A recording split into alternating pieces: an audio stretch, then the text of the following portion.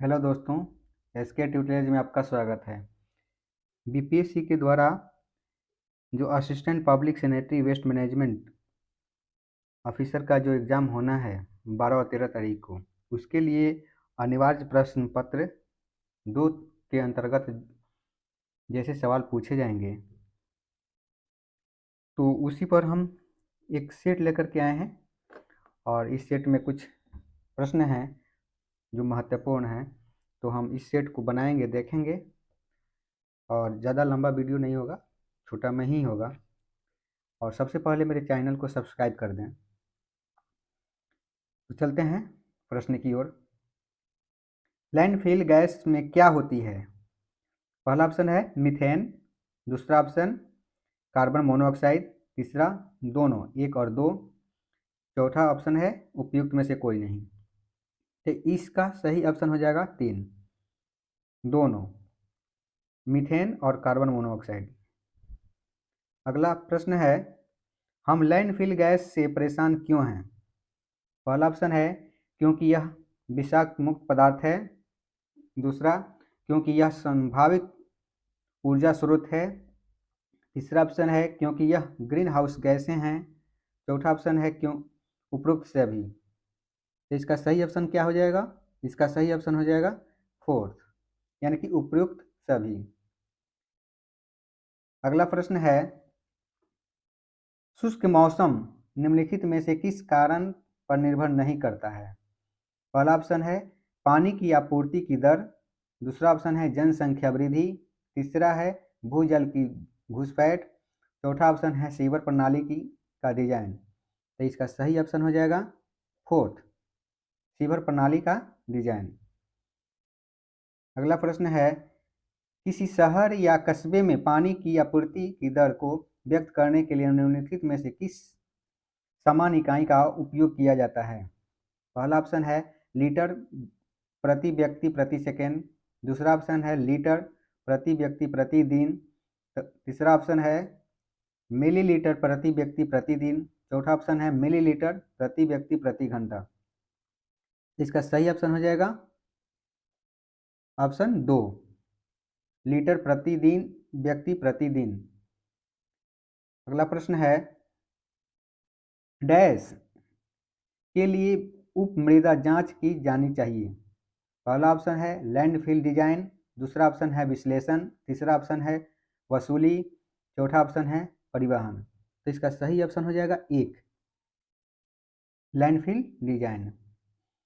अगला प्रश्न है, साइट जोखिम मूल्यांकन का मुख्य उद्देश्य क्या है? तो पहला ऑप्शन है डेटा प्रदान करने के लिए, दूसरा है आस प्राप्त करें, तीसरा ऑप्शन है विश्लेषण, चौथा ऑप्शन है स्थापना। तो इसका सही ऑप्शन क्या हो जाएगा? इसका सही ऑप्शन हो जाएगा एक, डेटा प्राप्त करने के लिए।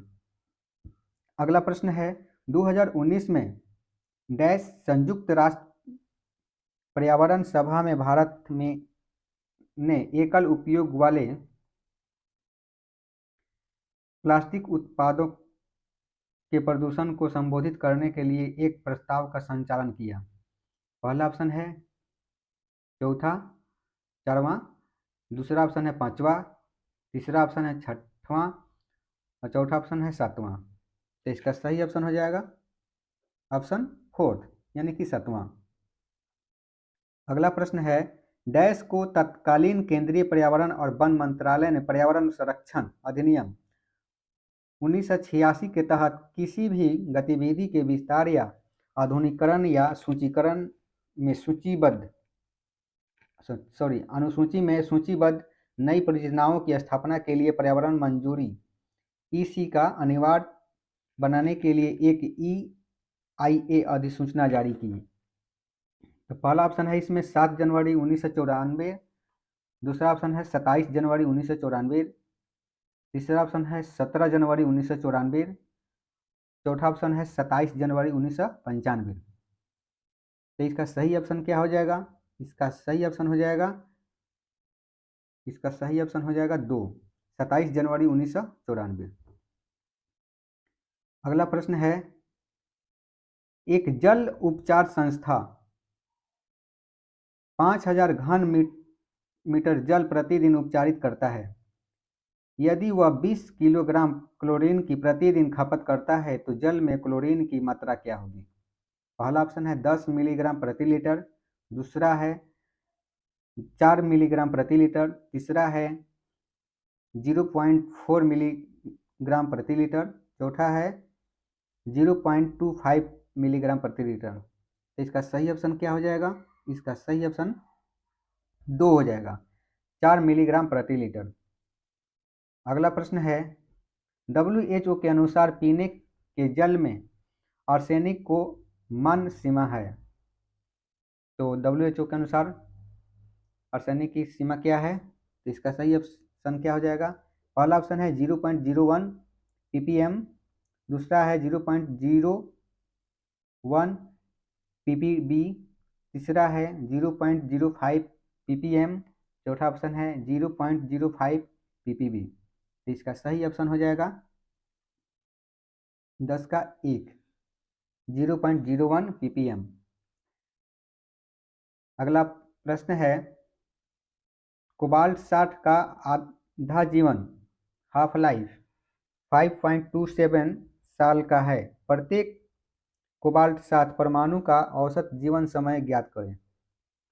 इसका सही ऑप्शन क्या हो जाएगा? तो इसमें ऑप्शन है, पहला है 0.13 ईयर्स, दूसरा ऑप्शन है 7.7 ईयर्स, तीसरा ऑप्शन है 8.4 ईयर्स, चौथा ऑप्शन है 1.8 ईयर्स।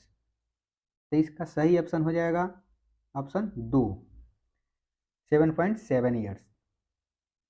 अगला प्रश्न है निम्नलिखित में से कौन लैंडफिल छोड़ने के लिए गैस के यंत्र से संबंधित है? पहला ऑप्शन है दबाव एक माप, दूसरा ऑप्शन है कुएं बचने का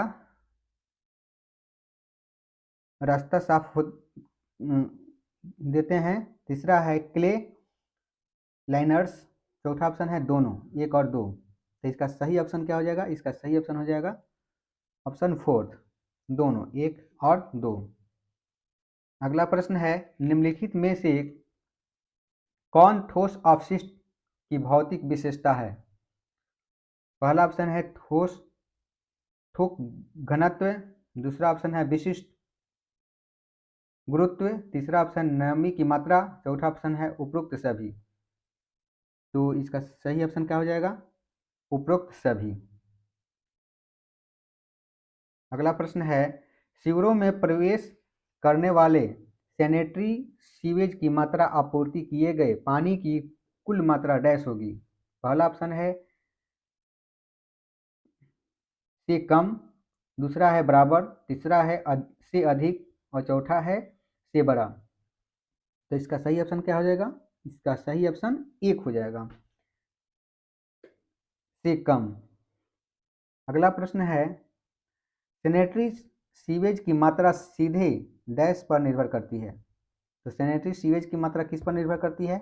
इसका ऑप्शन देखते हैं, पानी की आपूर्ति दर पर, घनत्व पर, जनसंख्या पर और वर्षा पर। तो सैनिटरी सीवेज की मात्रा किस पर निर्भर करती है? तो इसका सही आंसर हो जाएगा ऑप्शन 3, यानी कि जनसंख्या पर। अगला प्रश्न है स्रोत पर प्रदूषण को कम करने के लिए कौन सा अधिनियम जिम्मेदार है?